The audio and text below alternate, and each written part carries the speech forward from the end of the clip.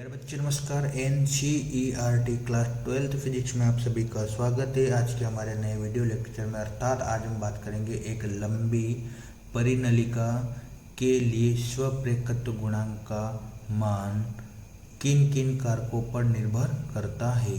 तो देखिएगा, कारक जो होता है यानी कि हमने एक लंबी परिनलिका होती है उसका हमने स्वप्रेरकत्व गुणांक ज्ञात किया था। जो स्वप्रेरकत्व गुणांक जो हमने ज्ञात किया उसका जो मान आया था वो किन किन बातों अर्थात कारकों पर निर्भर करता है। तो इस प्रकार हमने यहाँ लिखा है कि L equal mu not an square A upon में L, ये होता है एक लंबी स्वप्रेरकत्व गुणांक, एक लंबी परिनलिका के लिए स्वप्रेरकत्व गुणांक। और इसका पूरा डेरिवेशन हमने लास्ट वीडियो लेक्चर में हम देख चुके हैं। तो हमारे पास है L equal mu not an square A upon में L, यानी कि सारे जो मान है जहाँ पर L जो है वो परिनलिका की लंबाई, A है परिनलिका का क्षेत्रफल, N जो है उसमें फेरों की संख्या और म्यू नॉट जो होता है निर्वात में चुंबकशीलता, ये सभी जो है इस प्रेरकत्व के किन किन कारकों पर निर्भर करते हैं। तो हम यहाँ सबसे पहले देखते हैं। तो इस प्रकार हमने पहला पॉइंट देखा है कि परिनलिका के अनुप्रस्थ कांट का क्षेत्रफल अर्थात त्रिज्या, यानी कि जो हमारे पास फार्मूला आया था L equal mu not an square A upon L, ये जो है परिनलिका क्षेत्रफल और परिनलिका का जो क्षेत्रफल है वह उसके स्वप्रेरकत्व के अनुक्रमानुपाती है, अर्थात L अनुक्रमानुपाती हो जाएगा A, यानी उसका क्षेत्रफल बढ़ेगा परिनलिका का तो उसका स्वप्रेरकत्व गुणांक भी बढ़ेगा। तो हम यहाँ आगे लिखेंगे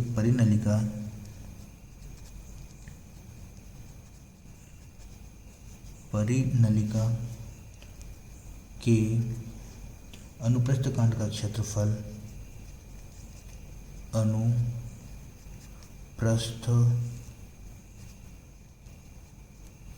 कांट का क्षेत्रफल परिनलिका के अनुप्रस्थ कांट का क्षेत्रफल बढ़ाने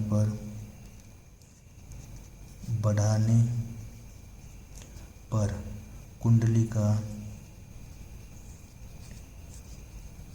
का स्वप्रेरकत्व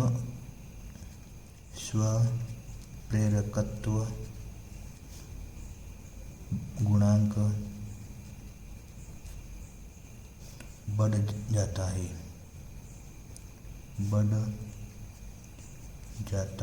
है, अर्थात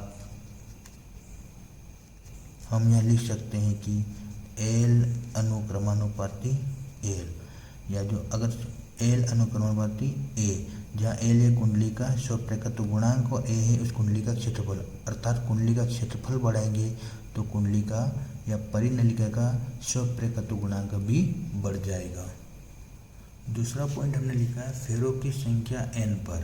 तो देखिए फेरों की संख्या जो है N, ये भी इस कुंडली L के अनुक्रमानुपाती ही है, यानी कि हम फेरों की संख्या जितनी ज़्यादा बढ़ाएंगे, लपेटों की संख्या जितनी ज़्यादा हम बढ़ाएंगे तो उस परिनलिका का स्वप्रेरकत्व गुणांक भी बढ़ जाएगा। तो हम यहाँ पर लिखेंगे कि परिनलिका में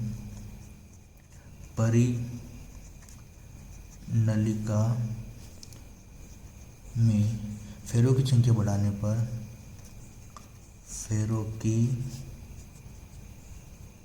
संख्या बढ़ाने पर परिनलिका का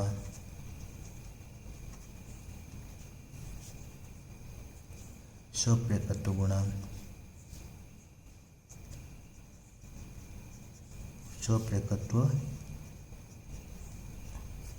गुणांक बढ़ जाता है,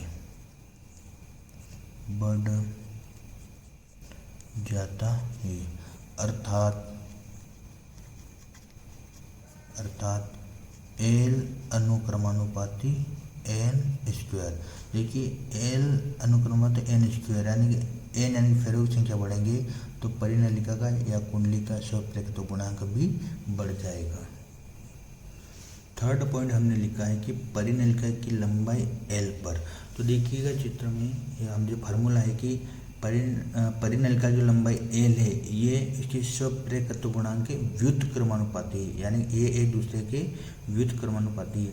अगर हम परिनलिका की लंबाई L बढ़ाते हैं तो उसका स्वप्रेरकत्व गुणांक कम हो जाएगा। तो हमने यहाँ पर लिखा है कि परिनलिका की लंबाई बढ़ाने पर कुंडलिका या परिनलिका का स्वप्रेरकत्व गुणांक कम हो जाता है, अर्थात एल व्युत्क्रमानुपाती एल, यानी कि परिनलिका की लंबाई एल को बढ़ाएंगे तो उस कुंडली या परिनलिका का स्वप्रेरकत्व गुणांक कम हो जाता है, क्योंकि स्वप्रेरकत्व गुणांक और परिनलिका की लंबाई एक दूसरे के व्युत्क्रमानुपाती है, अर्थात एल स्मॉल एल का मान कम होगा तो स्वप्रेरकत्व गुणांक का मान बढ़ जाएगा, और परिनलिका का मान यदि हम एल का मान बढ़ाएंगे तो उसका स्वप्रेरकत्व गुणांक का मान कम हो जाएगा।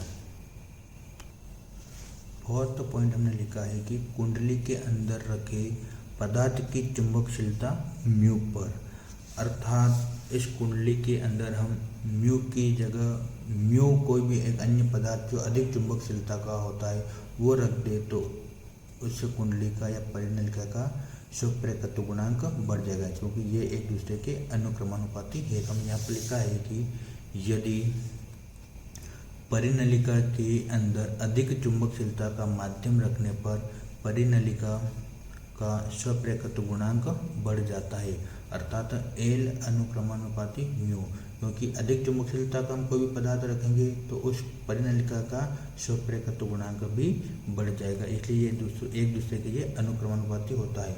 वीडियो पसंद आए तो लाइक, कमेंट एवं शेयर जरूर करें। जय हिंद, जय भारत।